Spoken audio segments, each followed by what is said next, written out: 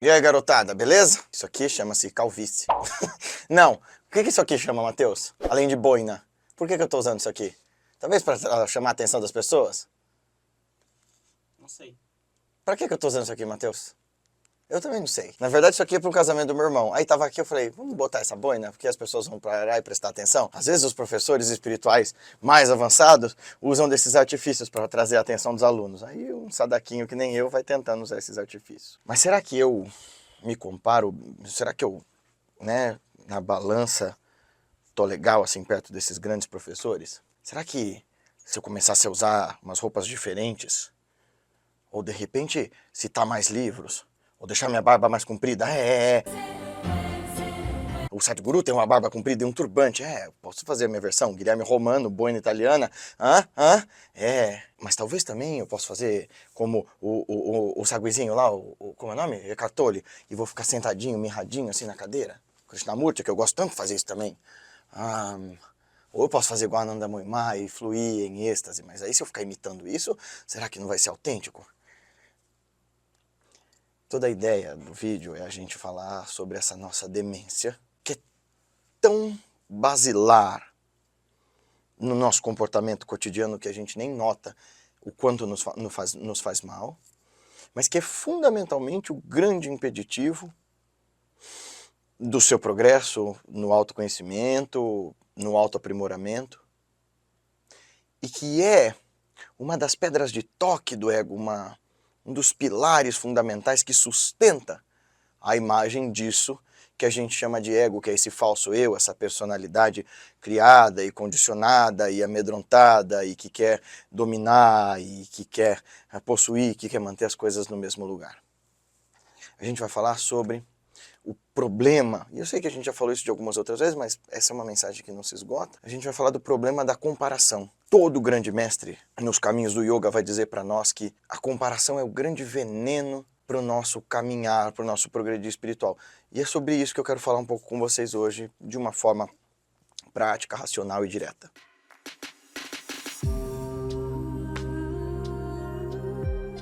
Se você está chegando aqui pela primeira vez, seja muito bem-vindo, muito bem-vinda. Se você achar que tudo bem, deixa seu comentário aqui embaixo para a gente fomentar a nossa discussão. Tem nada a ver mais com o algoritmo. Descobri que o YouTube não está nem aí para quem comenta aqui embaixo. Ele está preocupado se você fica até o fim do vídeo, se você, né, clica no vídeo. Mas a discussão aqui embaixo é para a gente crescer como Sangha online, né, como uma comunidade de pessoas que praticam juntas. Todo grande mestre dos yogis de outrora, dos templos de Shakyamuni Buda, passando por Shankara, Abhinavagupta, Kshemarajya, Narada e tantos outros, chegando nos mestres atuais, Yogananda, Krishnamurti, todos eles, vão denunciar o problema da comparação. Meu mestre é mais ousado na didática de explicar isso. Ele diz assim: só existe uma régua, e é a de você consigo. O que Guruji está querendo dizer é, embora nós sejamos seres sociais e sociáveis, que aprendem necessariamente imitando uns aos outros, mesmo que você acredite em reencarnação, por exemplo, de vida após vida a gente aprende imitando, olhando quem está fazendo as coisas que está fazendo à nossa volta. A gente pega os trejeitos, a linguagem, a forma de pensar e de ver a realidade e o mundo com aquelas pessoas que a gente convive, desde a primeira infância até o fim da vida. Nós somos, num primeiro momento, influenciados pelos nossos meios, e depois nós nos tornamos influenciados e influenciadores dos nossos meios. E embora nossa experiência social, por uma questão de sobrevivência, dependa de certo tipo de competição, e esse certo tipo de competição indique um certo tipo de comparação, o caminho do autoconhecimento e o caminho espiritual é para além do instinto. O Swami Vivekananda, usando um discurso que era bem comum na época dele, nós estamos falando de 1800 e trololó, diz: nós não admiramos a natureza selvagem tal qual ela é, por todos os perigos que ela nos impõe, cobras, tigres e tudo mais. Lembra, nessa época o homem combatia a natureza. Havia essa ideia de que a natureza era mais forte que o homem precisava sobrepujar a natureza, conquistar as florestas, e de fato as pessoas morriam muito mais dos perigos naturais do que hoje em dia. Mas ele dizia, admirável não é aquele que se entrega ao conformismo dos medos da floresta e deixa a floresta tomar conta da sua casa. É aquele que derruba a floresta para construir a sua casa e pavimenta um chão todo seguro e confortável a partir da transformação que ele opera e domestica aquele ambiente. Então esse é o Swami Vivekananda, dizendo com essa metáfora que fala de desmatamento, falando para nós sobre esse processo desse autocuidado, sobre esse processo desse autoaprimoramento. Então, o que Swamiji está explicando para nós aqui é o modo de vida natural, instintivo, não é o modo de vida do yogi. O meu modo de vida natural e instintivo é poupar energia, viver gostosinho, confortável, expressar os meus desejos sem nenhuma medida. O yogi vai observar a natureza desses desejos, não raro, a maior parte das disciplinas yógicas vai falar sobre refreamento desses desejos, nirodha, você conter os seus instintos sexuais, gustativos, olfativos, enfim. Embora a nossa natureza ordinária nos indique comparação e competição, o yogi quer ser diferente. Você quer sair, se está nesse canal falando de revolução de si comigo, você quer sair da roda neurótica de sofrimento auto-infringido. É para isso que a gente medita. No fim das contas, se nunca te contaram isso, meditação serve não para você trabalhar mais, dormir menos, não para você produzir mais, para chegar no sucesso. Meditação foi inventada para você obter um tipo de felicidade que não se acaba, não se esgota e que você pode compartilhar com todos os seres. Meditação foi inventada para você entender, em última análise, quem ou o que é você. É um processo absolutamente bonito, delicado e que precisa de profunda atenção. Em suma, meditação tem a ver com atenção. E ele é extremamente íntimo. É a ciência de olhar para quem você é. E por isso, nesse caminho, embora certos aspectos da nossa natureza instintiva indiquem comparação e competição, se você quer quebrar com essa roda e fazer meditação como uma ferramenta para operar isso, você vai ter que abrir mão do comparar e competir. A pergunta que eu faço é, será que você é capaz de amar quem você é aí, agora, mesmo? Minha pergunta não é se você é capaz de amar você caso você mude aquelas coisas em você que você sempre quis mudar. Nem é amar você apesar das suas falhas, porque você sabe que você está tentando mudar. É amar agora, nesse instante, com todos os traumas, todos os defeitos, todas as coisas. De verdade. Porque chegar nesse lugar, nessa singeleza da experiência de quem é você, reconhecer que a sua vida é preciosa, única, inimitável, é o ponto de partida para tratar desse coração machucado e adoentado, e que se machucou e se adoentou porque tanto se comparou e tanto competiu. A gente vive uma sociedade de consumo que instila em nós comprar mais, fazer mais, realizar mais, encher mais as nossas referências de coisas para indicar que esse seja o caminho de uma suposta paz, de uma suposta felicidade, de uma suposta satisfação que nunca vão chegar por essas vias. O que esses mestres todos, cada um à sua maneira, vai nos propor através do que genericamente a gente vai chamar de yoga, esses métodos todos, é abrir mão de comparar e competir. Krishnamurti vai dizer, inclusive, essa nossa demência coletiva cria em nós um jeito de olhar para a realidade que nos impede de ver o real. Nós não vemos as coisas como elas são. Nós vemos as coisas baseadas em uma infinidade de referenciais, e de preconceitos, e de suposições, e de dogmas, e de costumes, e de ansiedades. Eu vejo o outro como um meio para os meus fins, ou como um adversário. E quando um adversário eu me comparo, quero ser como o Mateus, porque o Mateus, olha quanto cabelo que o Mateus tem, vocês que nunca viram o Mateus, não tá caindo nada ali, ó, tá todo muito cheinho o cabelo dele. Embora o pai do Mateus tá sem cabelo, então será que ele vai puxar a mãe dele? Será que ele vai puxar o pai dele? Será que eu vou ter mais cabelo que o Mateus? Será que se eu fizer um implante eu fico com um cabelo igual ao dele? Será que... olha aí a mente comparando de novo. É simples assim, eu sei que a ilustração foi infantil, mas a gente opera desse jeito. E aí o Krishnadi vai dizer para nós, com toda a sua bondade e paciência, you need to be very serious, utterly serious. Quando ele fala que a gente precisa ser sério nessa ideia de mudar nossa forma de ver as coisas, é entender que você vai precisar desfazer o jeito de se olhar para a realidade como que você olhava até então. Porque assim como eu fiz na brincadeira com o Mateus agora, eu queria ter o cabelo igual ao Mateus, a gente opera nesse processo de comparação quase que 100% do tempo. esse novo namorado eu vou comparar com todos os que eu já tive, e se eu nunca tive nenhum antes dele, com tudo que eu sonhei que ele deveria ser.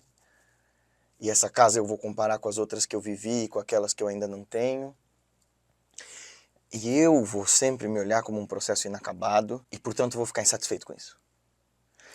E o lance é, tá bem, não acreditar-se acabado, não acreditar-se pronto é abrir espaço para transformar, para melhorar. O problema é essa insatisfação com não estar no lugar que você gostaria, porque outras pessoas estão diferentes, te travar.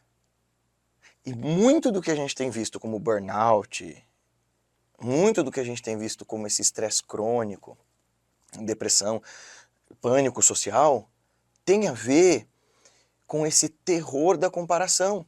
Nós somos comparados desde que a gente nasceu. Comparado com os nossos irmãos, com os nossos primos, com os nossos colegas de sala, comparados com quem veio antes, com quem vem depois. E isso é sufocante. E aqui eu não vou te pedir para você tentar argumentar com as pessoas que você conhece. Parem de me comparar. Elas não vão. Lembra, o instinto básico do modo de vida que nós criamos nos últimos milênios é esse. Se houve outro antes, em outras sociedades, não sabemos. Mas o modo que a gente tem hoje, aqui, nessa sociedade, sobretudo ocidental, é de comparação e competição. Então você não vai convencer o outro a enxergar e ouvir diferente a realidade. Você vai tentar operar isso em você. E é para isso que silenciar na meditação, olhar para esse silêncio constrangedor até que ele não te constranja mais. Deixar que essa cacofonia mental fale até que ela se cale. Olhar para suas questões, para os seus traumas, até que eles não doam mais, é tão importante. O processo da meditação é essa alquimia regeneradora que vai fazer você reaprender a ver, e reaprender a ouvir, e reaprender a ser. Porque o jeito com que a gente opera na realidade, comparando, competindo, nos deixou doentes, atormentados, neuróticos. E ou a gente cria uma operação interna que abale as nossas estruturas na forma com a qual a gente lida com o mundo, ou a gente vai continuar sofrendo recorrentemente das mesmas angústias, dos mesmos traumas e da mesma doença social que nos acomete, comparação e competição. Guilherme, mas no meu trabalho, se eu não criar esses parâmetros, eu vou ser derrubado pelo meu chefe ou pelo meu subalterno. Se eu não tiver esses parâmetros de autossuperação, não confunda o mundo das produções com o mundo da ação. Não confunde o mundo do seu trabalho com as regras tão toscas, obscenas e distorcidas que esse mundo precisa ter para funcionar, com esse mundo interno que você vai criar aí em você. Sim, eu acho que a gente tem que interferir na sociedade, protestar, brigar pelo que a gente acha injusto, mas do ponto de vista do Tantra, por exemplo, olha que curioso. O Tantra, durante muito tempo, por vários acadêmicos, era chamado de um movimento de contracultura, um movimento revolucionário na Índia. Até que descobriram que, poxa vida, os tântricos nunca fizeram uma revolução. E olha que louco, porque os tântricos de 1000 anos atrás tinham comunidades em que não havia diferença de casta, nem de credo, nem de sexo. Homens e mulheres de qualquer condição de nascimento eram ensinados da mesma forma por um mestre. Mas essas pessoas nunca saíram por aí ensinando essas verdades para o resto da sociedade, porque eles sabiam bem que naquele momento essas eram verdades indigestas para a maior parte das pessoas. É até hoje. Então a revolução deles era interna, era a revolução de si. Não, eu não estou dizendo que você deva parar de lutar pelo bem-estar social daqueles que especialmente não podem se defender. Mas eu estou dizendo que a primeira batalha para você desconstruir esse modus operandi doentio da competição e da comparação, criar um estado de equanimidade e de paz interno que te dê segurança para saber quem você é e, portanto, para agir melhor no mundo, começa dentro e não fora. E se você quiser saber como isso funciona, aqui no Instituto Revolução de Si, com os nossos cursos, as viagens, os treinamentos e tudo mais, a gente oferece esse glorioso caminho dos mestres que, pelo menos para mim, tem funcionado para que eu me torne, pouco a pouco, alguém capaz de ver, ouvir e ser diferente. E é fascinante. Se você quiser aceitar esse convite, será muito bem-vinda, muito bem-vindo. Até mais. Gostou desse vídeo? Então não esquece de compartilhar com seus amigos em todas as suas redes sociais e fazer com que essa nossa Sanga Online, esse nosso trabalho, essa nossa comunidade de pessoas que praticam juntas, cresça e essa mensagem se espalhe, transformando mais vidas. E se você gostou de verdade dessas mensagens e desse conteúdo, dá uma olhada no nosso clube de membros. Lá vai ter um monte de conteúdo exclusivo, uma série de lives e de leitura de ensinamentos, poemas e textos dos mestres que ajudem a gente a desvendar os caminhos da nossa consciência e realizar de fato a revolução de si, nos tornando hoje melhores do que nós fomos ontem e amanhã melhores do que nós somos hoje. Até o nosso próximo vídeo. Até mais!